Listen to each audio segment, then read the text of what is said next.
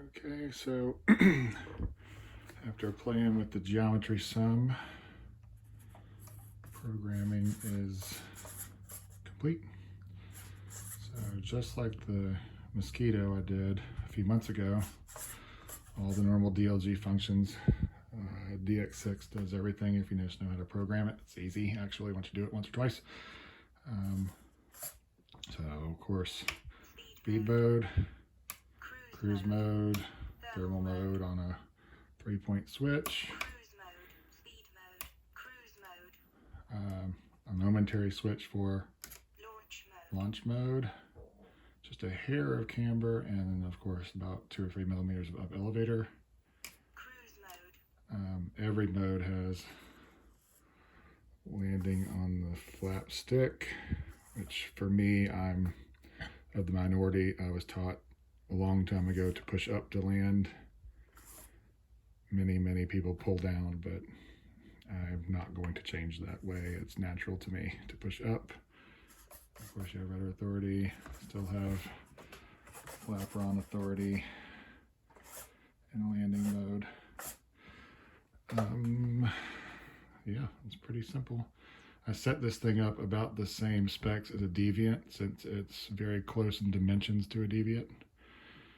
In fact, all the dimensions are, except for the wing shape just being very slightly different, is the same. So it's 15 millimeters up and down of aileron travel. I increased the rudder throw just a little bit because I fly with my left thumb a lot. I might dial that back, of course, but it's about 18 millimeters each way of rudder travel. And then, as with any undermounted DLG, the max up travel you can get with the elevator touching the boom, which for me I think was about 12 millimeters, which is a lot. And then max down you can get, which for me was 10 or 11, something like that. So for the pushover, might dial those back a little bit too, of course, but I like to start with extra throw and then dial it back personally. That's how I was taught as well. So just a quick close-up. I've been using these my whole life. Those are Dubro Easy Connects, and I used rather long servo arms. I know most people with KSTs use the second hole, and I cut both these to use the third hole. It's easier geometrically. It's easier to set up the longer the servo arm you can use. I know the fad is to use as short as possible, but the little bit longer ones fit with this model, and it's easy. You only have to use about 50% of the servo's travel with a longer arm like that to get it to do what you want. And I find that gives for a little bit tighter control of the surfaces. The push rods for the flapperons are 2 millimeter carbon rods with a 1 millimeter music wire bend in the end. Those are wheel collars to hold the free floating rod onto the horn. The horns are fiberglass that I had, and I've used the trick that was online with the dollop of JB weld on there to thicken them up some. And if you can look real closely, there's a brass rod or a brass tube through the middle of those. So it eliminates the horn or the rod eventually wearing the horn down and creating slop. So there's maybe like 1/4 of a millimeter of play in there, but basically nothing. It's real tight. So I found that's really important. Obviously you want as little slop as possible. Let's see. The push rods, I know the convention nowadays is pull spring for everything, but I use 1 millimeter carbon rods as push rods to the tails. It's just preference. I've done the pull spring thing. I think I like push rods better. I'm just one of those people. Some people do.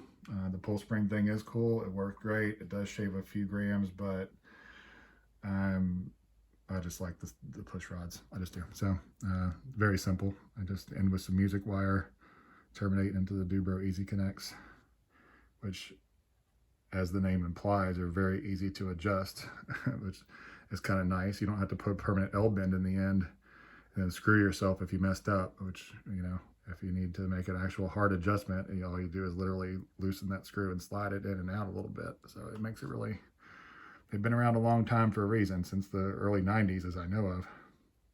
Probably the 80s actually, if you really come down to it. It was a very common on power planes, and my dad and I always used them on all of our gliders, basically everything, and they've always worked great. Yeah, simple L bend in the end. Everything else is relatively conventional. I'm going to put some on the wings too, but it's hard to see, but there is some gap seal there on the tail surfaces. That is an 80s music cassette tape I found with some Scotch tape. I think it's actually a U2 album that I have on CD and on iPod anyway. So thanks, Bono, for donating your music to being gap seal for my new DLG. I'm going to, of course, put a strip of that across the top of the wing as well.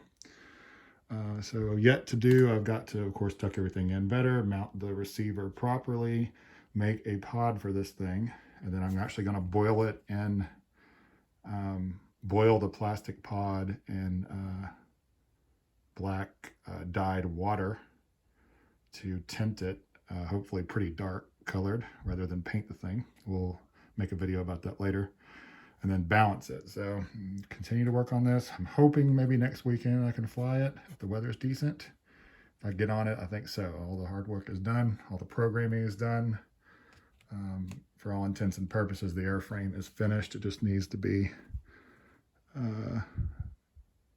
completely finished off and then balanced. So yeah, this turned out the FLING, calling it a FLING, for those of you who don't know, FLING. Great Planes used to make a FLING that was an absolute piece of crap, but they do not anymore, so I stole the name because I like it. It fits a little DLG, I think. It's got a pretty nice throwing peg in the end there. Came from a manufacturer in Russia. It's T-pen, so it's put into the wing, and you can see, for extra good measure, there are also hard points in the wing. Extra layer of glass there that you can't tell, but I drilled through and put a 2mm carbon rod through the peg and through the wing as well, top to bottom. So hopefully that'll hold it in pretty well. It doesn't rip out. Yeah, anyway. Yeah. Telemetry on my radio sucks. So yeah, not too bad. Looking forward to flying it. It's been a long time coming working on this guy. This is kind of the culmination of everything I've been messing with for like a year now. So cool beans. Anyway, y'all have a good day.